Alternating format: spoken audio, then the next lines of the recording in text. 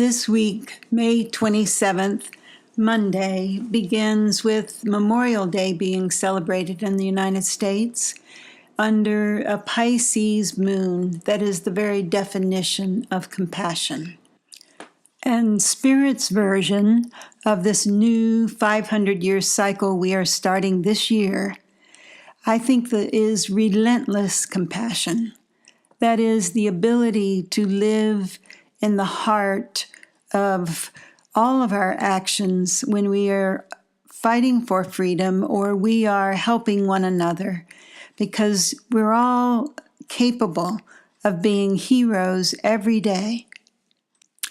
I'm Judith Royal, so welcome. I'm going to give you an archetypal look at the world's big stage, which means looking at the astrology, those collective resonances of vibrations that are sometimes quite harmonic and sometimes quite discordant.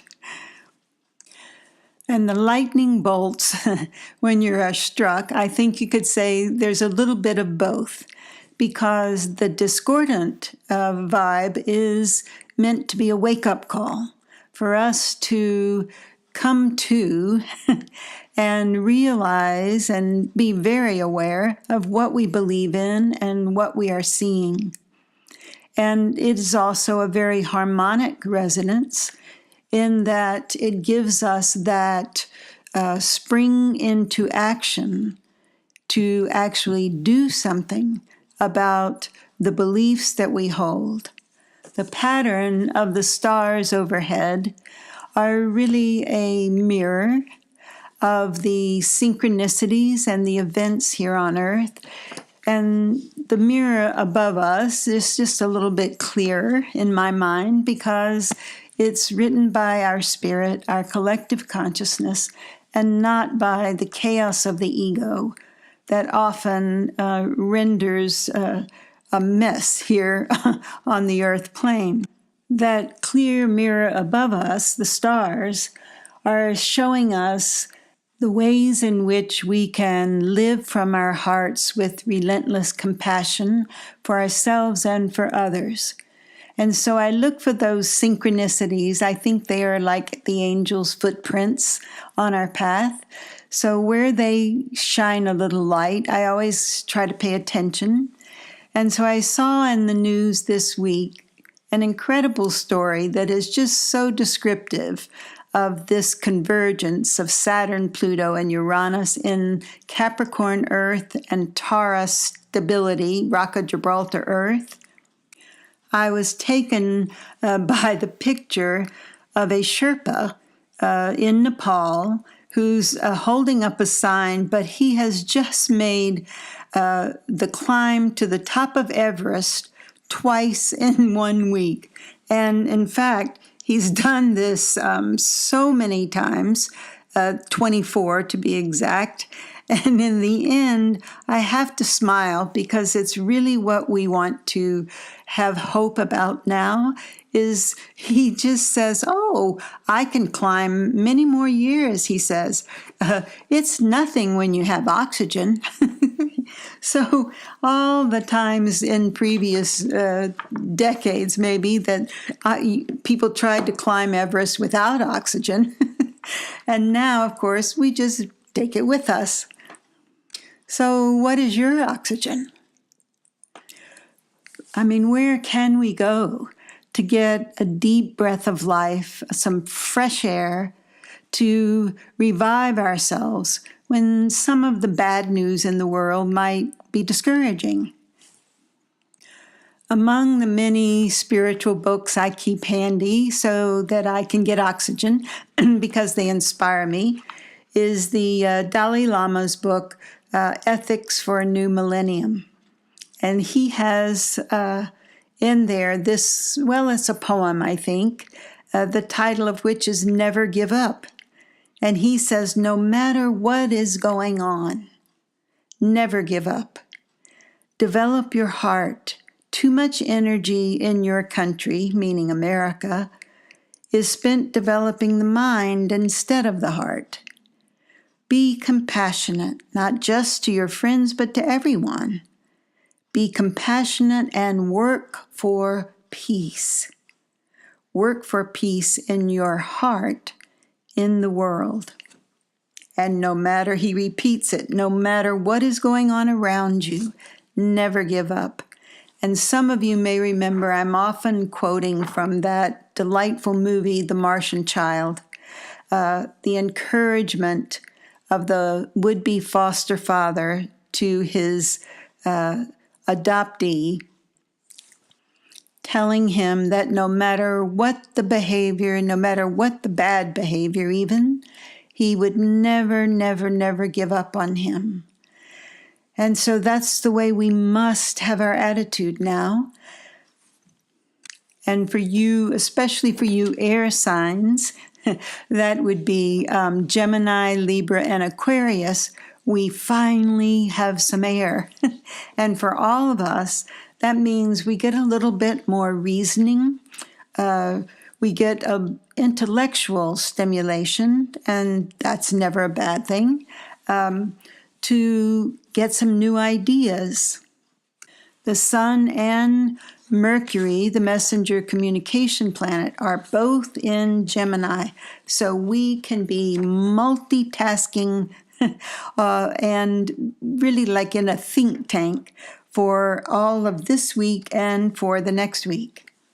So we also have a character on this astrological stage who is Mars, the warrior planet. And since we're talking about freedom and fighting for freedom, I think we have to think about him.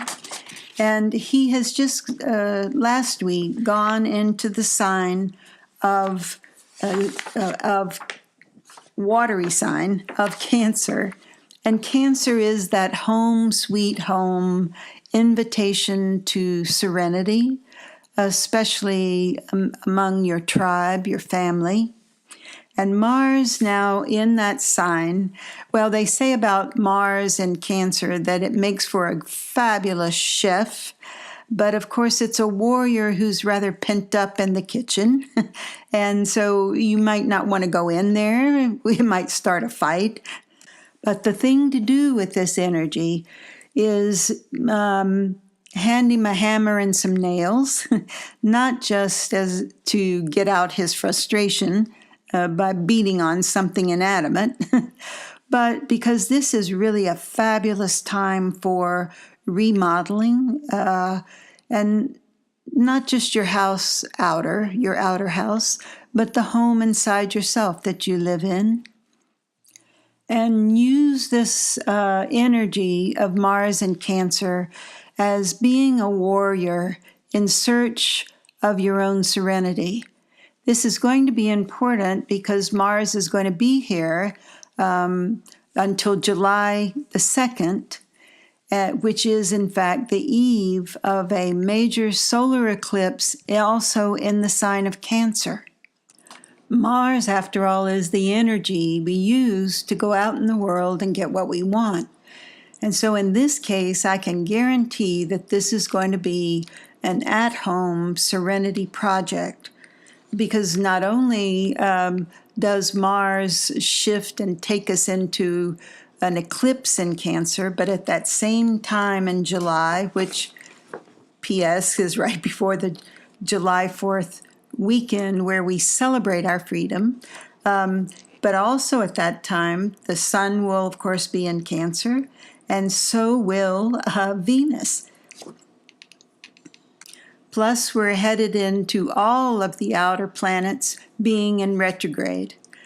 So this inner work that we are doing together is the creation of our personal microcosm of peace and serenity that, of course, will be the outpicturing in the world of the same. I find that when I can laugh at my insanity and my crazy foibles, it really helps me detach from any negative energy I have around that, and then I can just release them in my laughter. And on good days, I can do that when I look at what's going on outside of me in the world. And the lovely side effect of a good laugh is a deep breath. And this Tuesday, the moon goes into Aries, and there are no astrological aspects to add to that. So you really can play and laugh. And Wednesday is relatively calm. But I'll tell you on Thursday, May 30th, we have a mixed bag, but it is intense because the moon will move into Taurus Earth. And so, the moon will then trigger all of those Earth planets one by one. And the first one will be a meet up with the god of lightning, which starts off our Friday with the moon still in Taurus. And so that's like a happy surprise because Venus gets in on the act and sweetens the whole deal, makes it fun. And then we move into June on June 1st, Saturday. And wow, that is just a fabulous day. In fact, this coming weekend, June 1st and 2nd, is a wonderful relief. It's sort of like serenity and happiness is built in. So take advantage of that. Now, how do you do that? We really have to watch, I think, what our mind is up to. So when I notice what kind of events I'm collecting, what attitudes, words, songs, whatever, I am collecting witness to what I am believing, right? Every one of us, what we believe what we see, and we see it because we believe it. And we see it because in our belief, we've collected only the witnesses that support our belief, right? Totally subjective perception that all of us have. But you can use that same thing to work for you by deliberately practicing the belief of love being the greatest power, actually the only power in the universe, and collecting witness to the fact that that is true. So you're just collecting and being a witness to every loving thought and act that you can see or even think of.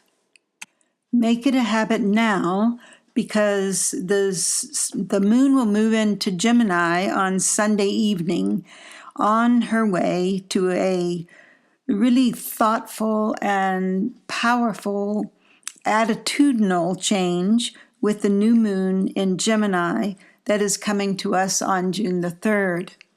So get your thoughts together for the affirmation about your new attitude that you want to make your habit, so that you can set that in motion for the new moon.